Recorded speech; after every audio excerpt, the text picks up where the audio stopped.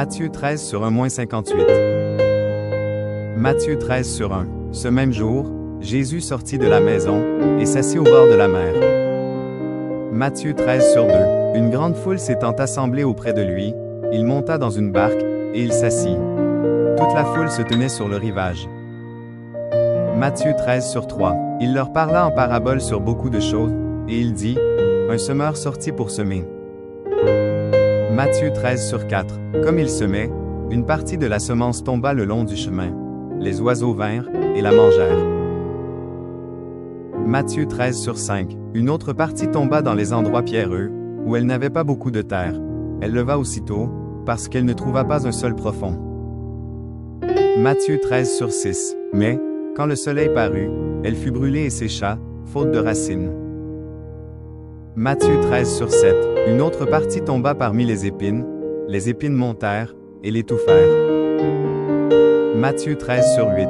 Une autre partie tomba dans la bonne terre. Elle donna du fruit, un grain 100, un autre 60, un autre 30. Matthieu 13 sur 9. Que celui qui a des oreilles pour entendre entende. Matthieu 13h10. Les disciples s'approchèrent, et lui dirent, pourquoi leur parles-tu en parabole? Matthieu 13h11. Jésus leur répondit, parce qu'il vous a été donné de connaître les mystères du royaume des cieux, et que cela ne leur a pas été donné.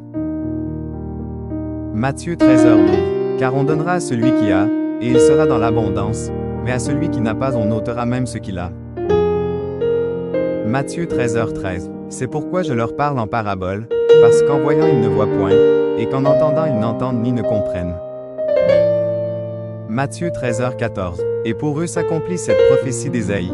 Vous entendrez de vos oreilles, et vous ne comprendrez point. Vous regarderez de vos yeux, et vous ne verrez point. Matthieu 13h15. Car le cœur de ce peuple est devenu insensible. Ils ont endurci leurs oreilles, et ils ont fermé leurs yeux, de peur qu'ils ne voient de leurs yeux, qu'ils n'entendent de leurs oreilles, qu'ils ne comprennent de leur cœur, qu'ils ne se convertissent, et que je ne les guérisse. Matthieu 13h16. Mais heureux sont vos yeux, parce qu'ils voient, et vos oreilles, parce qu'elles entendent. Matthieu 13h17. Je vous le dis en vérité, beaucoup de prophètes et de justes ont désiré voir ce que vous voyez, et ne l'ont pas vu, entendre ce que vous entendez, et ne l'ont pas entendu. Matthieu 13h18. Vous donc, écoutez ce que signifie la parabole du semeur. Matthieu 13h19. Lorsqu'un homme écoute la parole du royaume et ne la comprend pas, le malin vient et enlève ce qui a été semé dans son cœur. Cet homme est celui qui a reçu la semence le long du chemin. Matthieu 13h20. Celui qui a reçu la semence dans les endroits pierreux, c'est celui qui entend la parole et la reçoit aussitôt avec joie. Matthieu 13h21. Mais il n'a pas de racine en lui-même, il manque de persistance, et, dès que survient une tribulation ou une persécution à cause de la parole, il y trouve une occasion de chute. Matthieu 13h22. Celui qui a reçu la semence parmi les épines, c'est celui qui entend la parole, mais en qui les soucis du siècle et la séduction des richesses étouffent cette parole, et la rendent infructueuse. Matthieu 13h23. Celui qui a reçu la semence dans la bonne terre, c'est celui qui entend la parole et la comprend. Il porte du fruit, et un grain en donne 100, un autre 60, un autre 30. Matthieu 13h24. Il leur proposa une autre parabole, et il dit, le royaume des cieux est semblable à un homme qui a semé une bonne semence dans son champ. Matthieu 13h25. Mais, pendant que les gens dormaient, son ennemi vint, sema de l'ivraie parmi le blé, et s'en alla. Matthieu 13h26. Lorsque l'herbe eut poussé et donné du fruit, l'ivraie parut aussi. Matthieu 13h27. Les serviteurs du maître de la maison vinrent lui dire, Seigneur, n'as-tu pas semé une bonne semence dans ton champ? D'où vient donc qu'il y a de l'ivraie? Matthieu 13h28. Il leur répondit, c'est un ennemi qui a fait cela. Et les serviteurs lui dirent, veux-tu que nous allions l'arracher?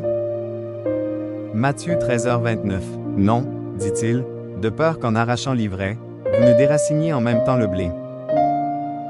Matthieu 13h30. Laissez croître ensemble l'un et l'autre jusqu'à la moisson, et, à l'époque de la moisson, je dirai aux moissonneurs, arrachez d'abord l'ivraie, et liez-la en gerbe pour la brûler, mais amassez le blé dans mon grenier.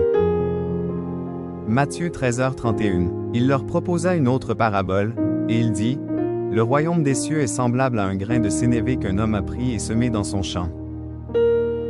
Matthieu 13h32. C'est la plus petite de toutes les semences, mais, quand il a poussé, il est plus grand que les légumes et devient un arbre, de sorte que les oiseaux du ciel viennent habiter dans ses branches.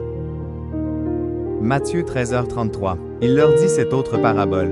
Le royaume des cieux est semblable à du levain qu'une femme a pris et mis dans 3 mesures de farine, jusqu'à ce que la pâte soit toute levée. Matthieu 13h34. Jésus dit à la foule toutes ces choses en parabole, et il ne lui parlait point sans parabole. Matthieu 13h35. Afin que s'accomplisse ce qui avait été annoncé par le prophète. J'ouvrirai ma bouche en parabole, je publierai des choses cachées depuis la création du monde. Matthieu 13h36. Alors il renvoya la foule, et entra dans la maison. Ses disciples s'approchèrent de lui, et dirent, « Explique-nous la parabole de l'ivraie du champ. » Matthieu 13h37. Il répondit, « Celui qui sème la bonne semence, c'est le Fils de l'homme. » Matthieu 13h38. Le champ, c'est le monde.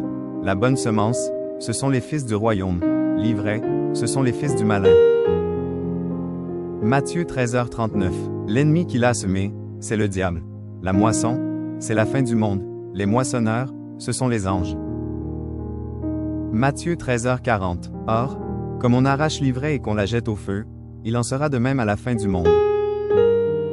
Matthieu 13h41. Le Fils de l'homme enverra ses anges, qui arracheront de son royaume tous les scandales et ceux qui commettent l'iniquité. Matthieu 13h42. Et ils les jetteront dans la fournaise ardente, où il y aura des pleurs et des grincements de dents. Matthieu 13h43. Alors les justes resplendiront comme le soleil dans le royaume de leur Père. Que celui qui a des oreilles pour entendre entende. Matthieu 13h44. Le royaume des cieux est encore semblable à un trésor caché dans un champ. L'homme qui l'a trouvé le cache, et, dans sa joie, il va vendre tout ce qu'il a, et achète ce champ. Matthieu 13h45. Le royaume des cieux est encore semblable à un marchand qui cherche de belles perles. Matthieu 13h46. Il a trouvé une perle de grand prix, et il est allé vendre tout ce qu'il avait, et l'a achetée. Matthieu 13h47. Le royaume des cieux est encore semblable à un filet jeté dans la mer et ramassant des poissons de toute espèce. Matthieu 13h48. Quand il est rempli, les pêcheurs le tirent, et, après s'être assis sur le rivage, ils mettent dans des vases ce qui est bon, et ils jettent ce qui est mauvais. Matthieu 13h49. Il en sera de même à la fin du monde. Les anges viendront séparer les méchants d'avec les justes. Matthieu 13h50. Et ils les jetteront dans la fournaise ardente, où il y aura des pleurs et des grincements de dents. Matthieu 13h51. Avez-vous compris toutes ces choses? Oui, répondirent-ils.